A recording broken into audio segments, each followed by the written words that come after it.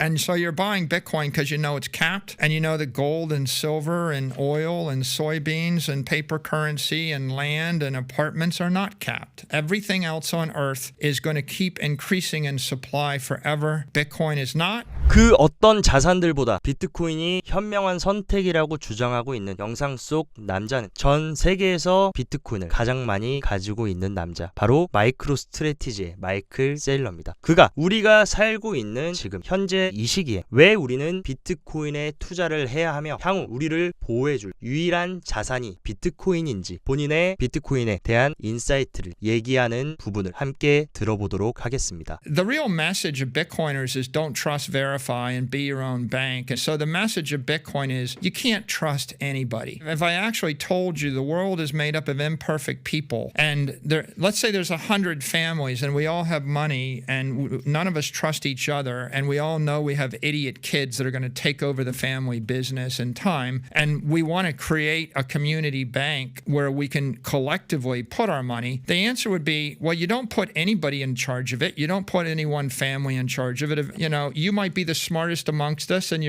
your son's going to have an idiot Not me, Michael. son, no. and eventually 3 generations down the road is not going to work anymore. So you write a piece of software. Everybody checks the software. We all agree the software is honest. We put the software on a computer. Nobody trusts your computer. We create 100 computers. Everybody runs their own computer with the software. We all agree collectively not to change the software. And anybody that tries to change the software gets kicked out of the network. That's what Bitcoin is. It's an honest approach to solve a problem when you can't rely on a person, you can't rely on a family, you can't rely on an institution, you can't rely on a government. What we rely on is the collective self-interest of rational people over time with regard to that one thing. And it really is a beautiful invention. How monumental will the Bitcoin halving be? I think it's expected in April of 2024, so in a little less than a year. How big of a deal is that? I think it's a catalyst to the upside. Clearly, I mean, the amount of Bitcoin that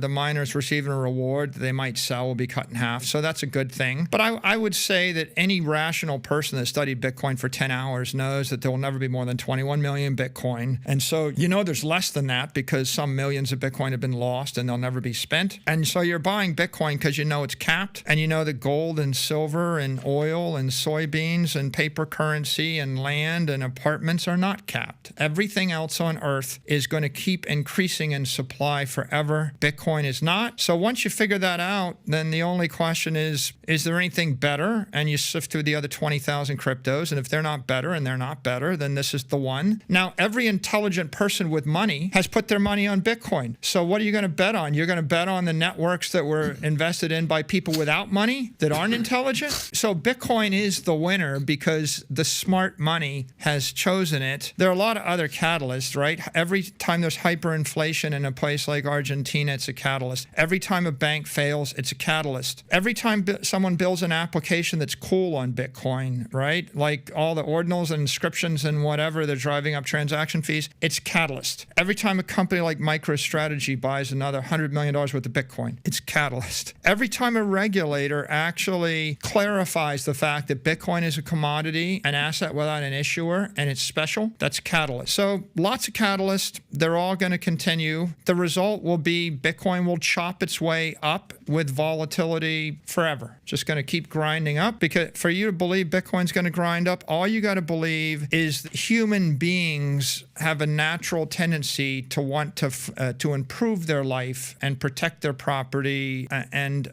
benefit their friends and family.